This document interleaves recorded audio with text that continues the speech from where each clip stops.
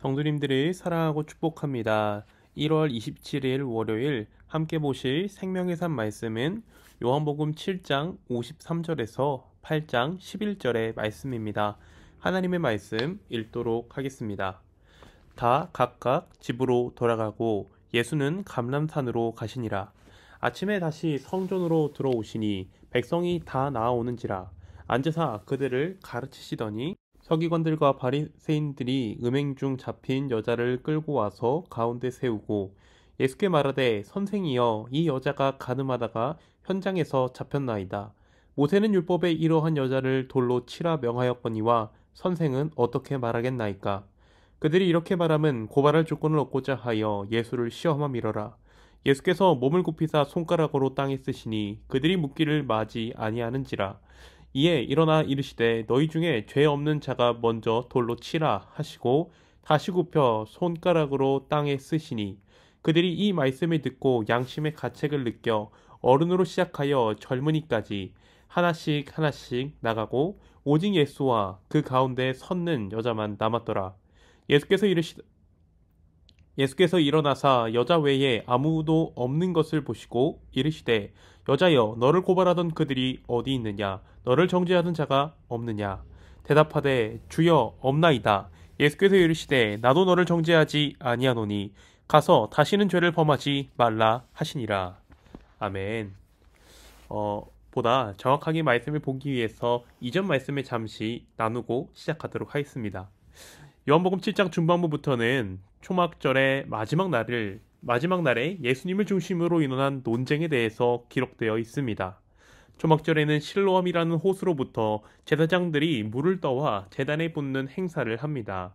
그리고 이를 첫째 날부터 여섯 날짜까지는 진행한 후 마지막 날에는 7번 물을 부음으로써 하나님께 완전한 감사와 영광을 돌리며 초막절이 마무리가 되게 됩니다. 이때 예수님께서 누구든지 목마르거든 내게로 와서 마시라 라고 말씀하십니다. 하나님께서 광야에서 물을 주셨던 것처럼 예수님을 통해서 생명을 살리는 물을 주시겠다라고 말씀한 것이죠.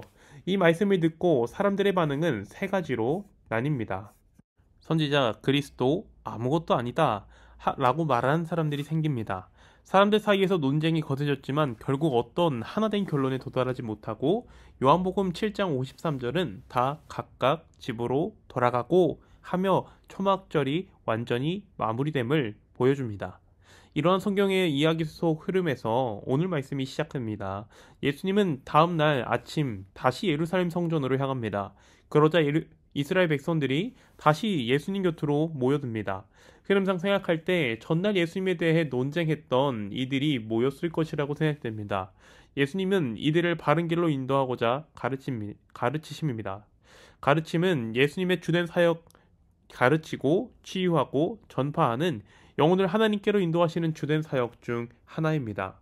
이렇게 한참을 가르치고 있는데 3절부터 5절에 전날 예수님을 선지자로도 그리스도로라고도 아니라고도 부정하던 서기관과 바리새인들이 예수님 앞에 섭니다.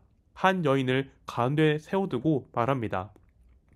이 여인이 음행하고 있는 것을 현장에서 잡아왔습니다. 이 여인을 어떻게 할까요? 그런데 뭔가 문맥이 그리고 상황이 이상하지 않나요? 이 상황은 너무나도 어색합니다. 왜 음행을 했는데 여자만 있나요? 그리고 왜 음행을 했는데 낮에 잡아왔나요? 음행을 방금 그 현장에서 잡았다고 하는데 뭔가 내용이 좀 이상합니다. 남자만 없고 여자만 잡혀왔습니다. 이는 분명 바리새인들이 예수님을 시험하고자 고의적으로 이런 상황을 만들었다라는 것을 볼 수 있는 것이죠. 그것을 6절에서도 말합니다. 이렇게 말하면 고발할 조건을 얻고자 하여 예수를 시험함이러라 라고 말이죠. 여기서 말하는 고발이라는 것은 로마법에 의한 고발이 아닙니다. 유대교 내부에서 예수님으로 인한 영향력과 파장이 너무나도 강력하였기 때문에 예수님의 말씀에 대한 신빙성을 잃어버리게 하고자 하는 시험이었던 것이죠. 이를 들은 예수님은 아무 말씀도 하지 않으시고 손가락으로 땅에 무언가 적으십니다. 무엇을 적으셨을까요? 이는 어떤 성경에도 등장하지 않습니다. 그래서 몇몇 학자들은 무엇을 쓰셨는가를 생각해 보았을 때 추론한 결과가 몇 가지 있습니다. 추론입니다. 진리의 말씀은 아닙니다.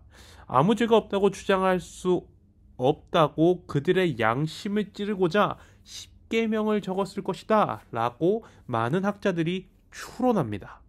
어떤 것을 작성하였던 모여있는 사람들로 하여금 그 글을 보았을 때 양심이 찔림으로 쫓아낼 만한 것을 작성하시고는 말씀하시는 것입니다. 너희 중에 죄 없는 자가 먼저 돌로 치라. 그 누구도 이 말씀에서 자유로울 수 없었습니다. 눈에 보이는 양심에 찔리는 말씀, 그리고 죄가 없는 자라는 말씀에 자신의 행동을 돌아보고 양심의 가책을 느껴 누구도 돌을 들 수 없었고 하나, 둘 그 자리를 떠나갔습니다. 잠시 후 9절과 같이 오직 예수와 그 가운데 음행을 저질렀다고 고발을 당한 여자만 남았습니다. 그리고는 10절과 같이 말씀하십니다. 너를 고발하던 그들이 어디 있느냐? 너를 정죄한 자가 어디 있느냐? 그리고 여자는 11절과 같이 대답합니다. 없나이다. 그리고는 예수님은 음행하여 잡혀온 여자를 정죄하지 않으시고 다시 돌려보내십니다. 예수 그리스도께서는 우리를 정죄하기 위해서 오신 분이 아니라 우리의 죄를 용서하시는 분이신 것입니다. 사탄이 하나님 앞에서 우리를 이러이러하기에 벌하셔야 합니다 라고 우리를 정죄하며 고발할 때 예수님께서는 그들을 쫓아내시며 우리를 정죄하지 않으십니다. 도리어 그 사랑으로 용서하시고 품어 주십니다. 하지만 이후에 우리가 분명히 기억해야 되는 말씀이 있습니다. 가서 다시는 죄를 범하지 말라. 예수님이 우리를 분명하게 용서하셨습니다. 그렇다고 우리가 여전히 죄 속에서도 살아가도 괜찮다? 절대 아닙니다. 다시는 죄를 범하지 말라라고 강력하게 말씀하십니다. 오늘 주신 말씀을 가지고 몇 가지 교훈을 나누고자 합니다. 첫 번째로 용납받은 만큼 용납해야 합니다. 예수 그리스도를 믿는 자들에게는 결코 정죄함이 없습니다. 나이 다 된 것은 다 하나님의 은혜라는 찬양의 가사처럼 우리 스스로 의롭게 된 것이 아닙니다. 예수님께서 우리의 죄를 용서하셨습니다. 그리고 받은 은혜로 살아가는 것은 용납받은 은혜를 우리 삶 속에 흘려보내는 것입니다. 앞서 본 것처럼 너만 죄인이 아니라 나도 죄인입니다. 죄인인 우리는 은혜로 용납받았습니다. 용납받은 만큼 용납하는 것, 그것이 하나님의 뜻이고 우리가 받은 은혜를 흘려보내는 길입니다. 두 번째로 죄를 멀리하는 싸움을 싸워야 합니다. 우리는 분명하게 용서받았습니다. 은혜로 용납받은 이 말씀을 신학적인 용어로 칭의라고 합니다. 칭의는 법정적인 용어로서 재판장이신 하나님 앞에서 우리는 죄인으로 원래는 죽게 되었지만 예수 그리스도께서 의롭다 선언하셨습니다.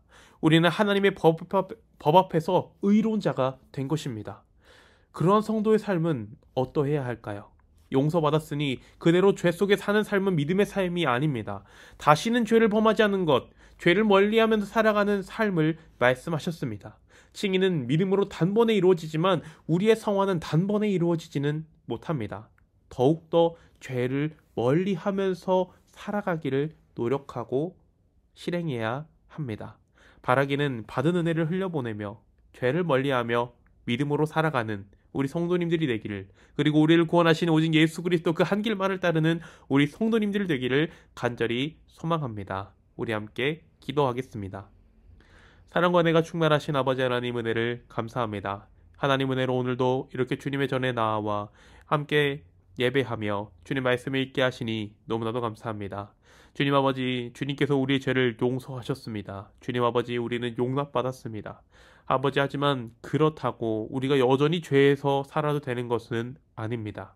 하나님께서는 다시는 죄를 범하지 말라라고 강력하게 말씀하셨습니다. 우리 삶 속에서 받은 은혜대로 살아가는 것은 내가 죄를 용서받으니 나는 죄 속에서 살아가는 것, 그것은 믿음의 삶이 결코 아닙니다. 하나님을 이용하는 것입니다. 믿음으로 살아가는 것은 나를 용납하신 그 용납으로, 그리고 은혜로 살아가는 것은 죄를 멀리하며 살아가는 것입니다. 바라기는 하나님, 우리가 더욱더 그 죄를 멀리하며 성화의 삶을 살아가는 우리 성도님들 되게 하시고 오직 한 길 예수만을 따르는 우리 성도님들 다 되게 하여 주시옵소서. 명절에 멀리 오고 가는 그 길 주님께서 지키시고 보호하여 주시옵소서. 감사를 드리며 우리 주 예수님의 이름으로 기도합니다. 아멘.